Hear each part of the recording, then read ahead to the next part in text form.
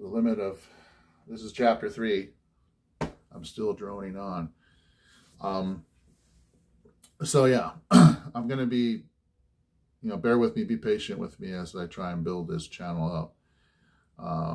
Because I'm going to try to, use the videos, the content that Tom's releasing. I believe he's letting us use them. I know there's a fair use value, or fair use policies, especially when I watched other reactors. I mean, reaction videos were weird at first when I first saw them. I was like, that's weird. What are these people doing?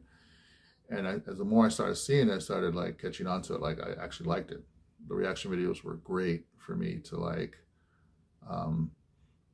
if I could identify with my immediate family or friends on something that I saw, like they might actually just point out all the flaws or something like that, I could find reactors that like could see this, not that I'm trying to say, hey, we should have echo chambers, but it just was nice to have someone else react in similar pattern, a similar way, and also see probably something I didn't see in the show. So I actually like the whole reaction thing. But if anything, I just hope more people, I mean, this is a great thing for Tom, is to have more of these reactors coming together, because that's just going to build up his brand, more credibility. And especially if these other people start not only just blowing up off his channel, but that they're also bringing weapons to this battle to help unite people. I think that's the army, that's the movement Tom's creating, is every one of us has some kind of gift or something that we can bring to the table artistically.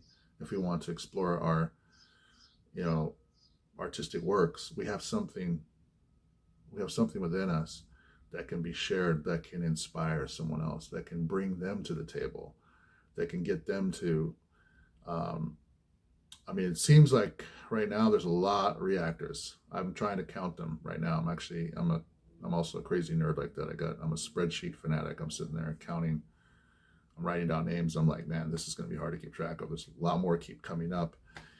And especially for Tom's videos, like everyone's jumping on that train.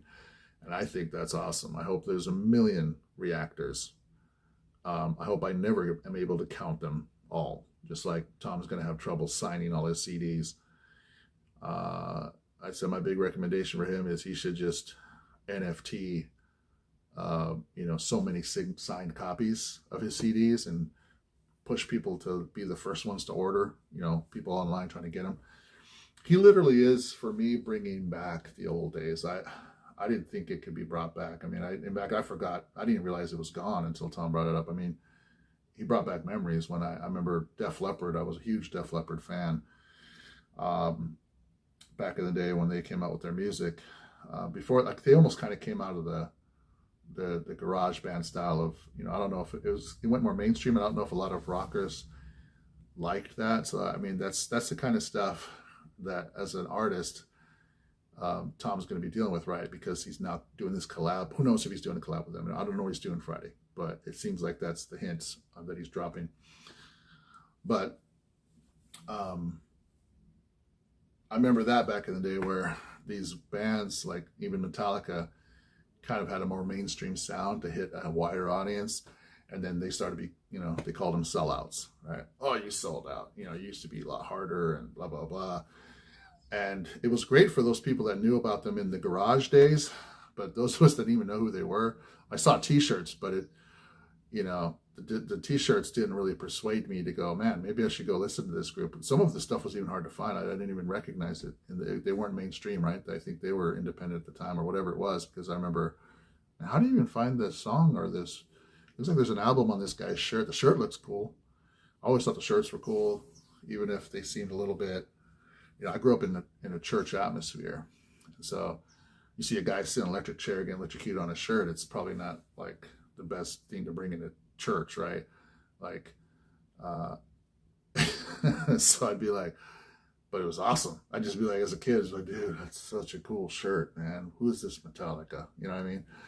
And I remember at the time, I was just kind of for rock music, I did kind of have this episode where I steered away from it, because it was like, for church, you know, for being in church, it's like, oh no, that's the music of the devil.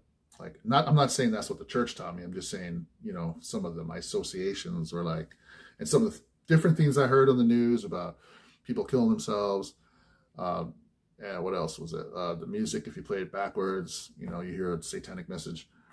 All this kind of stuff kind of kept me away from the music, from the art of what it was. Being an artist myself, because I love piano, that's what I gravitated to. The piano is perfect for, you know, for church type music, for spiritual type music, things of that nature. My style is more like new age, very soft, relaxed. You listen to it, you can fall asleep, and I feel like, I swear, it has a hypnotic effect when I listen to my music. I'm just like, I go into like a trance and go to sleep, and if I feel like I got the best sleep ever. So who knows? Maybe my music's therapeutic too. But the rock stuff that I never exposed myself to, the sounds and stuff that I was missing out on for years, it really started to come to roost. I started listening to a lot of it, and I was loving every minute of it. I was like, Zeppelin, I was going to town. Like, I heard it on the station I had this old rock station. I'd listen to the radio, and I'd go find the tapes. And that's when Def Leppard started actually becoming more mainstream with the, you know, pour some sugar on me, you know, that song. I had to like go, and this is what Tom's talking about. It was Tower Records. They don't even exist anymore, right? And this was tape cassette. So my kids don't even know what a tape cassette is. He's like, tape cassette? What's that? I had to go wait in line. I was outside. There's lines of people like Star Wars waiting to get in, to get the album, right? Man, Tom brought that feeling back. When he released his album, man, I was excited. Like, this last album, right? I haven't been around for the past, like I said, I kind of gave you guys my timeline. And when he released this last one, As Far as the Stars, I had a better emotion, actually. It was even better than that. It was better than my Def Leppard experience. It was like, dude, I can't wait for this thing. And I ordered it. I'm here in Texas now. I was planning on heading back to Cali, where my brother's at. So I ordered it because I thought we were going to be making the trip out. Long story short, I'm taking care of my brother's dog, and then he hurt his foot. So we had to stay out here and, you know, take care of him. So we couldn't travel. Well, my brother ended up with the CD, and I'm just like, no way. Oh, what? I thought I'd be in California by now. I'm stuck here. He's got my CD. He doesn't even know who Tom MacDonald is. So I'm going to have to go back and educate him.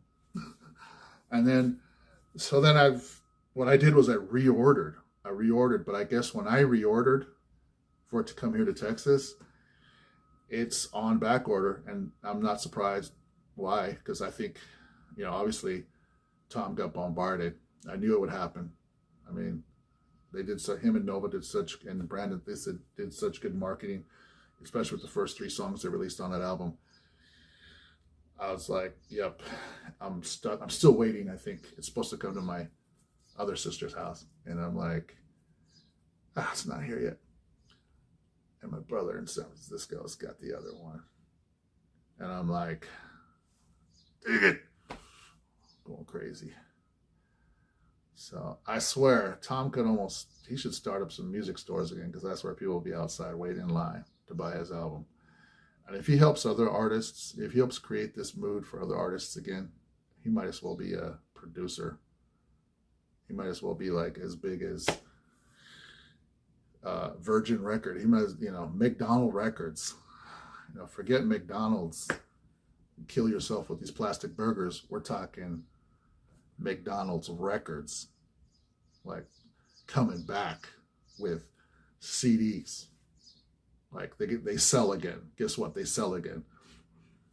That'd be crazy, right? Wow. Anyways, I've droned on long enough. I've divided this thing up by 15 minutes. Yeah, I'm still under that marker. So I'm going to have 3 videos from this video that I'm going to have to release. It's going to be part 1, part 2, and part 3. If you've made it to part 3, then you're probably going to like me as a reactor, and you're going to like my comments. Well, that's cool. Then I'll have an audience, to help build up my platform. And who knows, you might even like my music. But at any rate, this is for Tom, man. Tom, Nova, Brandon, you guys are amazing people. And that's another blessing. I count my blessings. That's one of my blessings right there, is to have gone down this rabbit hole and to have experienced it the way that I experienced it. It's like, I wish other people could experience it the same way, because the way I gravitated to it, the way that I found it, other people I'm sure had similar experiences of their own. But I've even seen reactors switch hats. Like they went from literally went from one way of thinking about Tom to the opposite side. Those are awesome to watch. So obviously I'm not one of those, because already, you're looking at me and I'm already a big fan. So maybe the other things, there's a lot of other people I'm hearing, a lot of names, like NF, I really don't know who that is. Upchurch, I've heard that name. So as far as reaction challenge, people that know me may think like, oh, let's see if he like this, or let's see whatever, how he reacts to that, to this and that.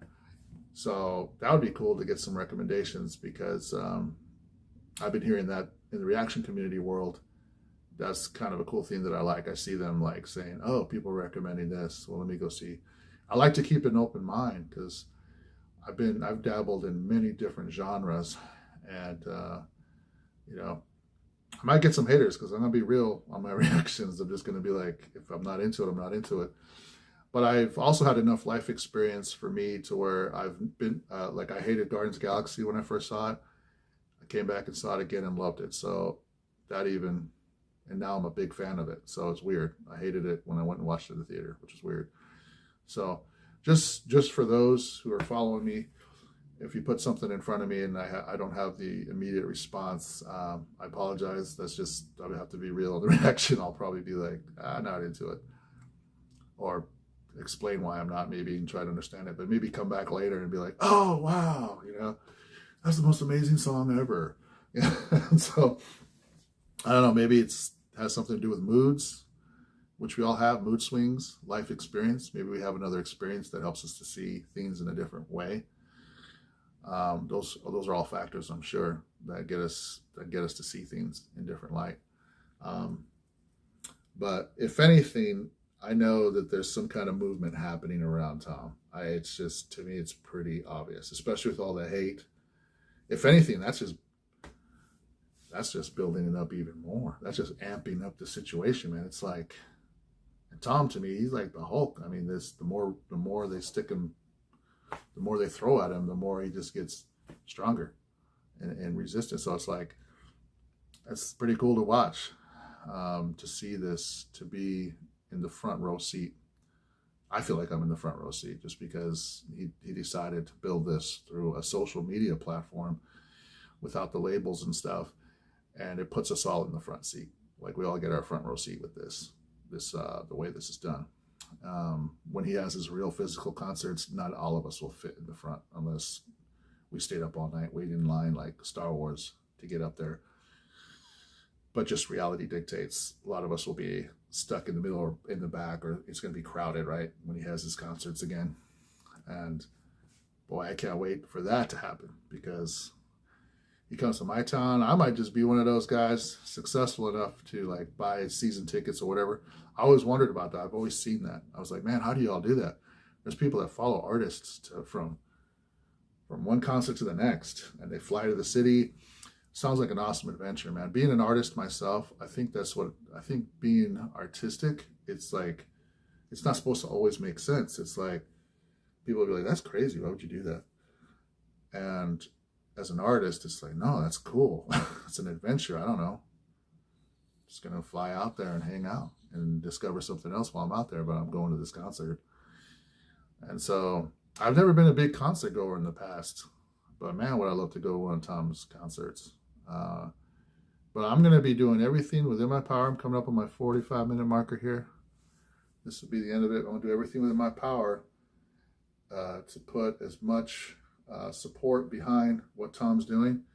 Heck, I'm just going to be another voice that's reaching out to the people that I'm connected to expose them and help them to, you know, find something new or think differently, or just, hey, you got to listen to this music, the way he's crafted the words, the way he's done the beats, the way him and Nova have shot it. It's an art form like no other. That's what art is. It's in the eye of the beholder, right? So with that, that's it. That's my whole rant, and look forward to hearing from the Hog family, and getting to know you guys a lot more, and just wish you guys the best. And again, let's see what happens this Friday. Can't wait.